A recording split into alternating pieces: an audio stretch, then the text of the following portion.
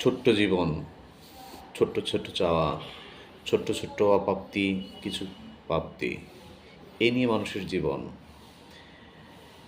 চাওয়া পাওয়া এবং পাওয়া না পাওয়ার মাঝে মানুষের জীবনে যখন লিপিবদ্ধ, তখন বিশ্ব একটি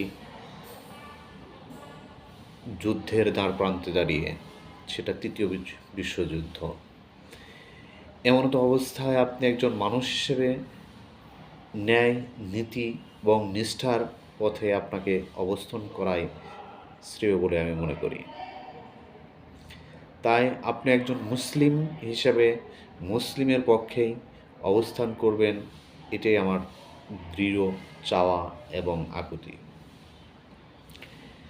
আজকের সমাজে ইহুদি নাসারারা নিজেদের আধিপত্য বিস্তারের জন্য যেভাবে মুসলমানদের প্রতি নির্যাতন নিপীড়ন করছে, তাতে আগামী দিনে আমরা যদি একচ্ছুতভাবে ইহুদি নাসারাদের মোকাবেলা না করি, তাহলে একটা সময় নির্যাতন নিপীড়নের মাত্রা অতিরিক্ত হয়ে যাবে।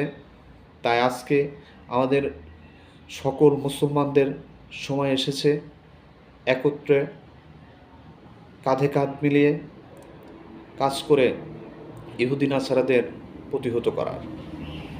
আর আজকে যদি আমরা ইহুদি নাসারাদের প্রতিহত না করতে পারি, তাহলে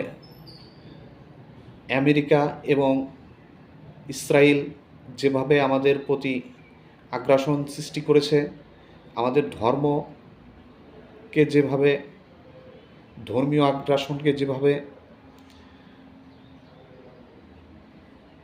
বড় করে দেখছে তারা একটা সময় আমাদের প্রতি ঠিকই যুদ্ধের দামামা বেজে ফিলিস্তিনের মতো আমাদের নিঃশেষ করে দেবে।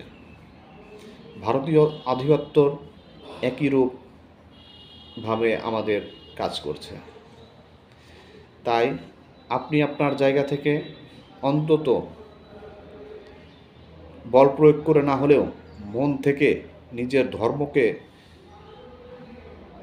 মেনে চলে, জেনে বুঝে এদেরকে থেকে পরিহার করুন। তাহলে আগামী দিনে ইনশাল্লাহ আমরা একটা সময় বিজয় লাভ করব।